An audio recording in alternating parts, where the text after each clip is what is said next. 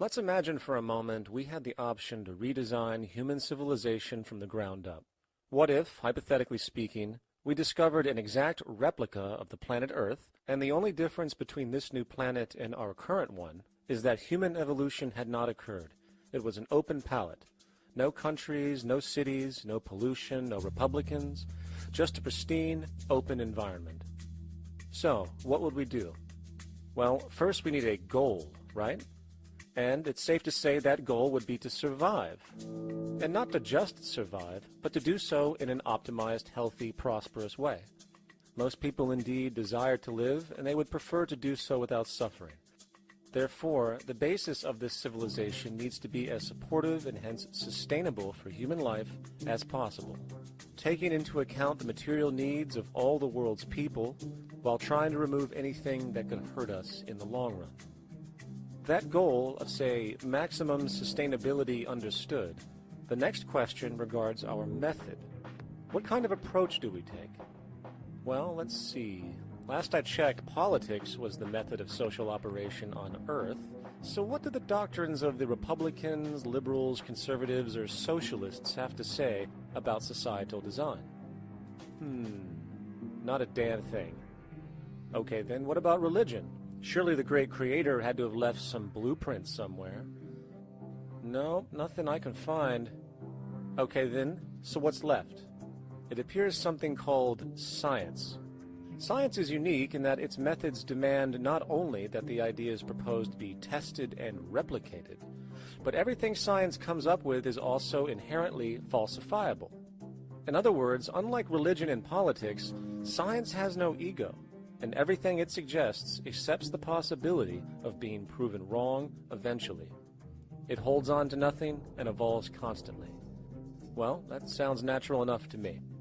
So then, based on the current state of scientific knowledge in the early 21st century, along with our goal of maximum sustainability for the human population, how do we begin the actual process of construction? Well, the first question to ask, what do we need to survive? The answer, of course, are planetary resources. Whether it is the water we drink, the energy we use, the raw materials we utilize to create tools and shelter, the planet hosts an inventory of resources, many of which are demanded for our survival. So, given that reality, it then becomes critical to figure out what we have and where it is. This means we need to conduct a survey. We simply locate and identify every physical resource on the planet we can, along with the amount available at each location, from the deposits of copper, to the most potent locations for wind farms to produce energy, to the natural freshwater springs, to an assessment of the amount of fish in the ocean, to the most prime arable land for food cultivation, etc. But since we humans are going to be consuming these resources over time, we then realize that not only do we need to locate and identify, we also need to track. We need to make sure we don't run out of any of this stuff. That would be bad. And this means not only tracking our rates of use, but the rates of earthly regeneration as well, such as how long it takes for, say, a tree to grow or a spring to replenish. This is called dynamic equilibrium. In other words, if we use up trees faster than they can be grown back, we have a serious problem, for it is unsustainable. So then, how do we track this inventory, especially when we recognize that all of this stuff is scattered everywhere? We have large mineral mines in what we call Africa, energy concentrations in the Middle East, huge tidal power possibilities on the Atlantic coast of North America, the largest supply of freshwater in Brazil, etc. Well, once again, good old science has a suggestion. It's called systems theory. Systems theory recognizes that the fabric of the natural world, from human biology to the earthly biosphere to the gravitational pull of the solar system itself, is one huge synergistically connected system, fully interlinked. Just as human cells connect to form our organs, and the organs connect to form our bodies, and since our bodies cannot live without the earthly resources of food, air, and water, we are intrinsically connected to the earth, and so on. So, as nature suggests, we take all of this inventory and tracking data and create a system to manage it. a global resource management system, in fact, to account for every relevant resource on the planet. There is simply no logical alternative if our goal as a species is survival in the long run. We have to keep track as a whole. That understood, we can now consider production. How do we use all this stuff? What will our process of production be, and what do we need to consider to make sure it is as optimized as possible to maximize our sustainability? Well, the first thing that jumps right out at us is the fact that we need to constantly try and preserve. The planet's resources are essentially finite, so it is important that we be strategic. Strategic preservation is key. The second thing we recognize is that some resources are really not as good as others in their performance. In fact, some of this stuff, when put into use, has a terrible effect on the environment, which invariably hinders our own health. For example, oil and fossil fuels, no matter how you cut it, release some pretty destructive agents into the environment. Therefore, it is critical we do our best to use such things only when we really have to, if at all. Fortunately for us, we see a ton of solar, wind, tidal, wave, heat differential, and geothermal possibilities for energy production, so we can strategize objectively about what we use and where to avoid what could be called negative retroactions, or anything that results from production or use that damages the environment and hence ourselves. We will call this strategic safety to couple in with our strategic preservation. But production strategies do not stop there. We are going to need an efficiency strategy for the actual mechanics of production itself. And what we find is that there are roughly 3 specific protocols we must adhere to. 1. Every good we produce must be designed to last as long as possible. Naturally, the more things break down, the more resources we are going to need to replace them, and the more waste produced. 2. When things do break down or are no longer usable for whatever reason, it is critical that we harvest or recycle as much as we possibly can. So the production design must take this into account directly at the very earliest stages. 3. Quickly evolving technologies, such as electronics, which are subject to the fastest rates of technological obsolescence, would need to be designed to foreshadow and accommodate physical updates. The last thing we want to do is throw away an entire computer system just because it has only one broken part or is outdated. So we simply design the components to be easily updated, part by part, standardized and universally interchangeable, foreshadowed by the current trend of technological change. And when we realize that the mechanisms of strategic preservation, strategic safety, and strategic efficiency are purely technical considerations, devoid of any human opinion or bias, we simply program these strategies into a computer which can weigh and calculate all the relevant variables, allowing us to always arrive at the absolute best method for sustainable production based on current understandings. And while that might sound complex, all it is a glorified calculator. Not to mention such multivariate decision-making and monitoring systems are already used across the world today for isolated purposes. It is simply a process of scaling it out. So, now we not only have our resource management system, but also a production management system, both of which are easily computer automated to maximize efficiency, preservation, and safety. The informational reality is that the human mind, or even a group of humans, cannot track what needs to be tracked. It must be done by computers, and it can be. And this brings us to the next level, distribution. What sustainability strategies make sense here? Well, since we know that the shortest distance between 2 points is a straight line, and since energy is required to power transport machines, the less transport distance, the more efficient. Producing goods in one continent and shipping them over to another only makes sense if the goods in question simply cannot be produced in the target area. Otherwise, it is nothing but wasteful. We must localize production so distribution is simple, fast, and requires the least amount of energy. We'll call this the proximity strategy. which simply means we reduce the travel of goods as much as possible, whether raw materials or finished consumer products. Of course, it might also be important to know what goods we are transporting and why, and this falls under the category of demand. And demand is simply what people need to be healthy and to have a high quality of life. The spectrum of material human needs range from core life-supporting necessities, such as food, clean water, shelter, to social and recreational goods, which allow for relaxation and personal social enjoyment, both important factors in human and social health overall. So, very simply, we take another survey. People describe their needs. Demand is assessed, and production begins based on that demand. And since the level of demand of different goods will naturally fluctuate and change around different regions, we need to create a demand distribution tracking system, so to avoid overruns and shortages.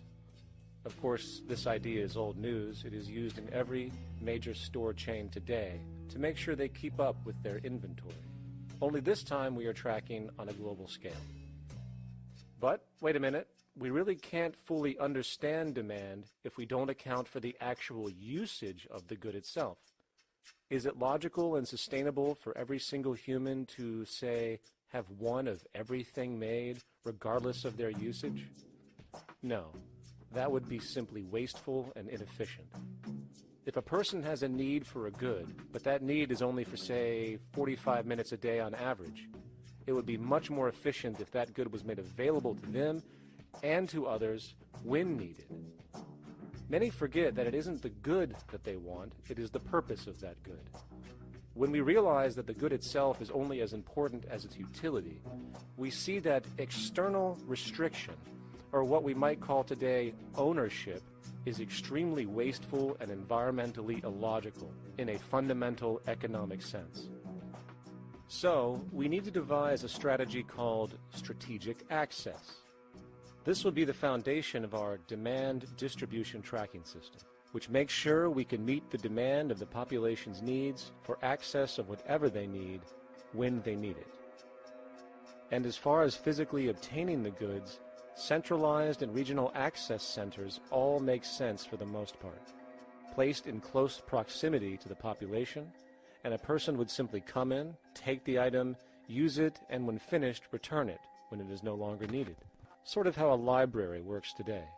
In fact, these centers could not only exist in the community in the way we see local stores today, but specialized access centers would exist in specific areas where often certain goods are utilized, saving more energy with less repeat transport.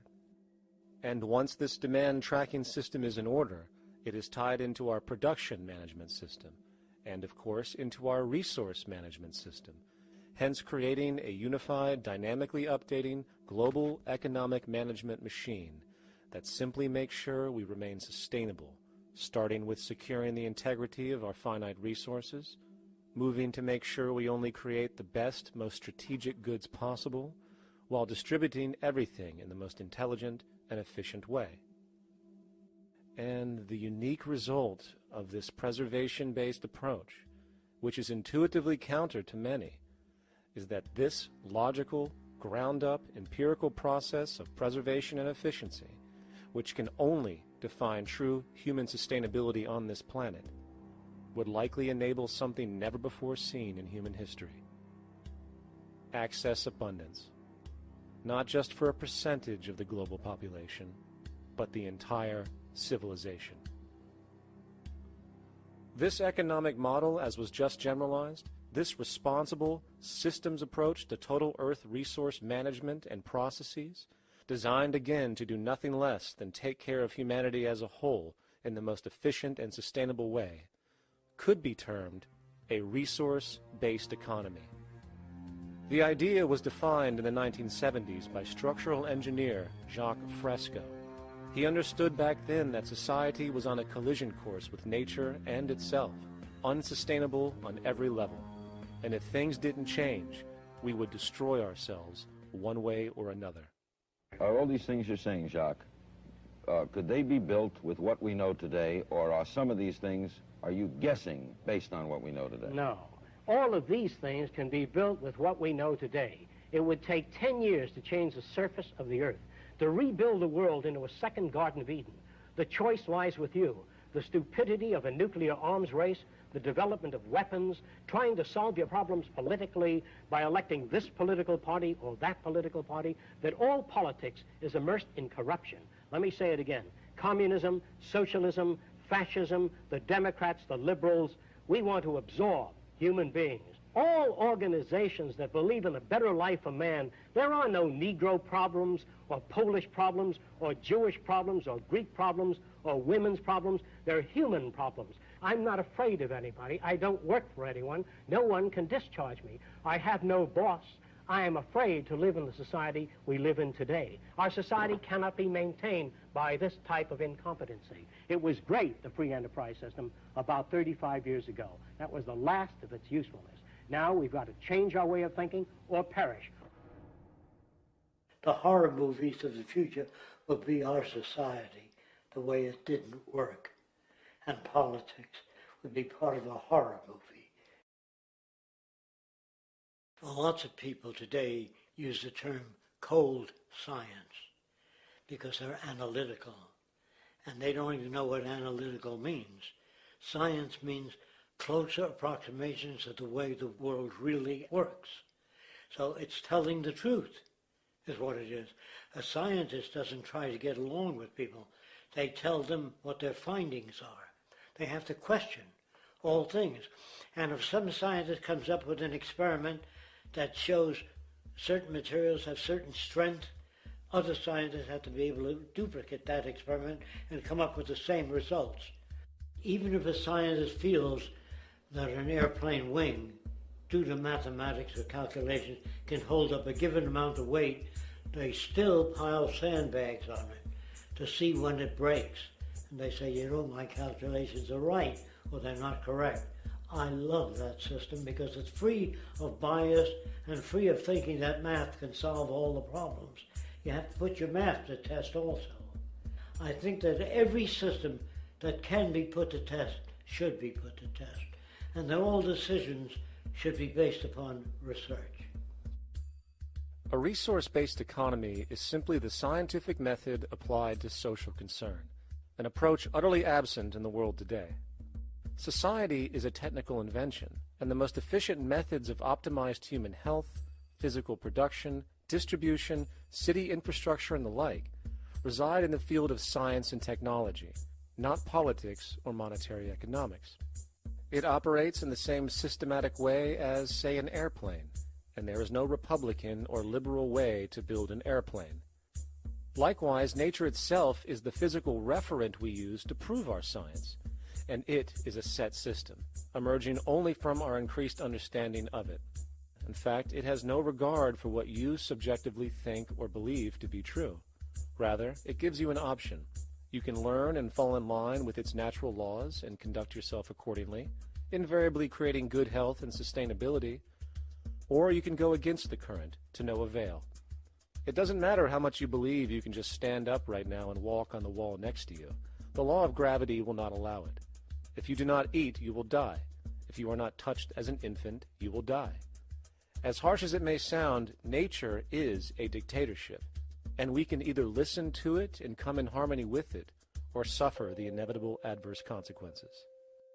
So, a resource-based economy is nothing more than a set of proven, life-supporting understandings where all decisions are based upon optimized human and environmental sustainability.